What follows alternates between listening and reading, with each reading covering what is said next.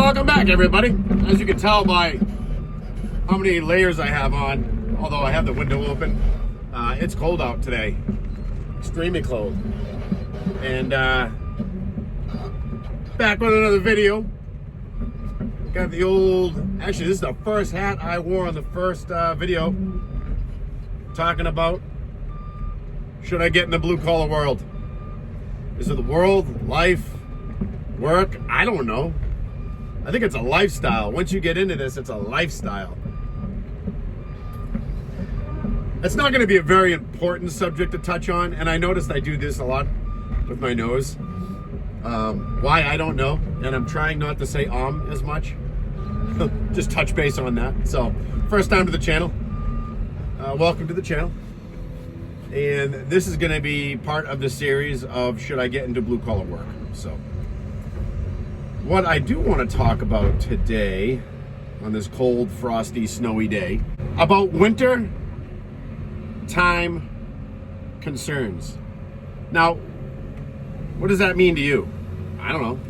Could be staying hydrated is a big thing. A lot of people in the wintertime don't stay hydrated because they don't think they're sweating. That's a huge no-no. As I can see right here. Yep. Water flask. Make sure you stay hydrated. So wintertime concerns. So that's one of them. Stay hydrated. Even though you don't think you need water, you're going to need it.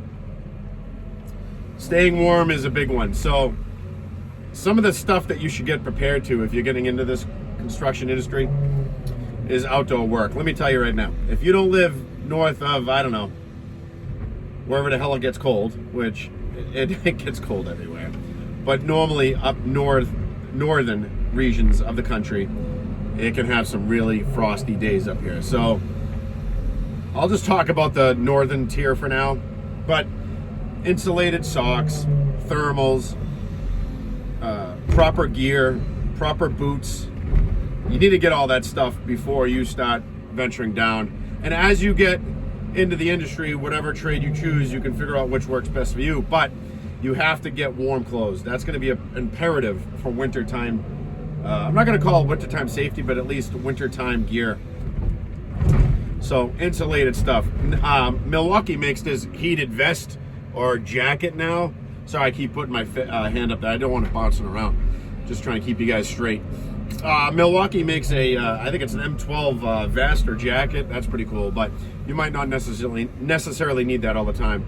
And this is for the guys that basically work outside too. Like I'm outside, I'm in a heated cab, but you get out once in a while, whatever. I got to shovel tracks, check belts. I got to get out and about. You're gonna want to have a jacket on hand. That goes without saying. But anyways, so it all depends on what trade you get in for what you're gonna end up wearing. So I know a lot of iron workers and pile drivers, some of them, at least pile drivers, like to wear like rain gear. They'll have Grundys.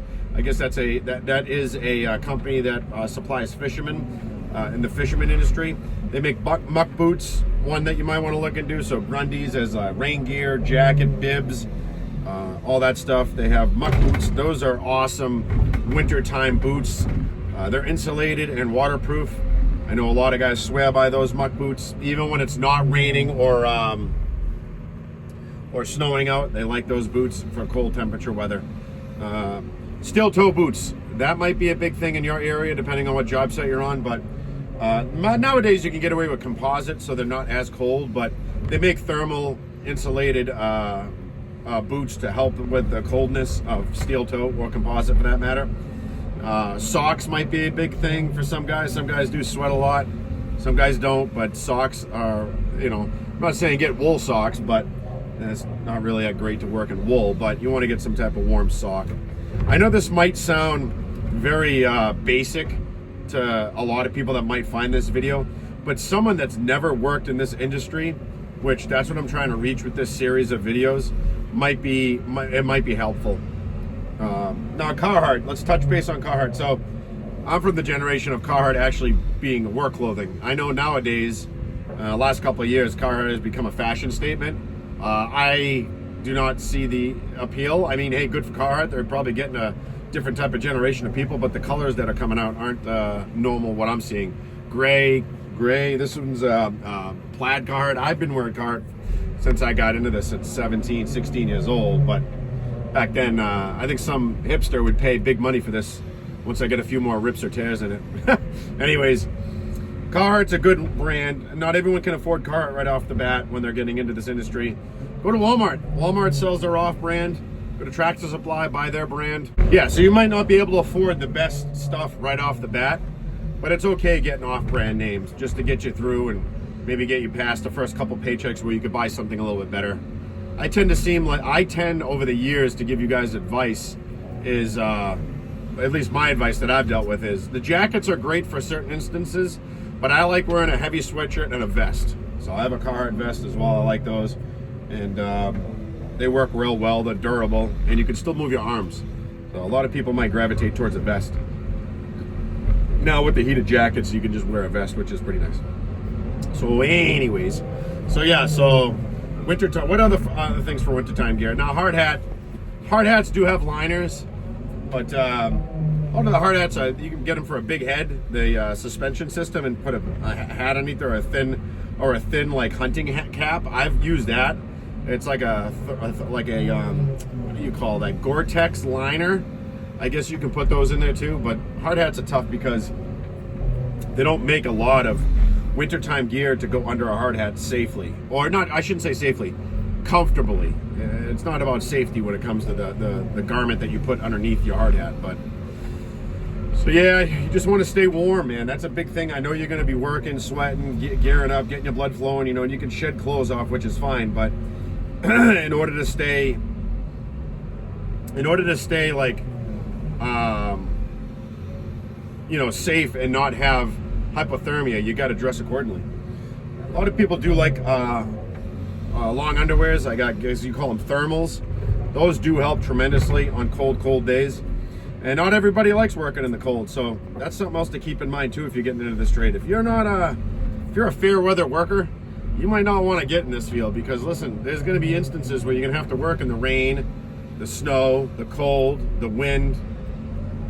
Inclement weather is just part of the gig when you get into this blue collar trade. Now, is every trade going to be able to have to work outside during the winter months? No. There is a lot of trades that luck out that can go inside. Electricians, plumbers, carpenters. It all depends on the job scope and what you're doing and what your company does. So don't think that you're going to be totally out of that bad neck of the woods of working out in the weather, but it's bound to happen. It will happen one day, so you just got to be prepared. So in conclusion, short little quick video, since it's about a cold winter day here. We talked about winter gear and what you got to do to prepare yourself in winter cold weather. So talked about staying hydrated, the proper clothes, insulation, boots, vests, jackets, hats, gloves.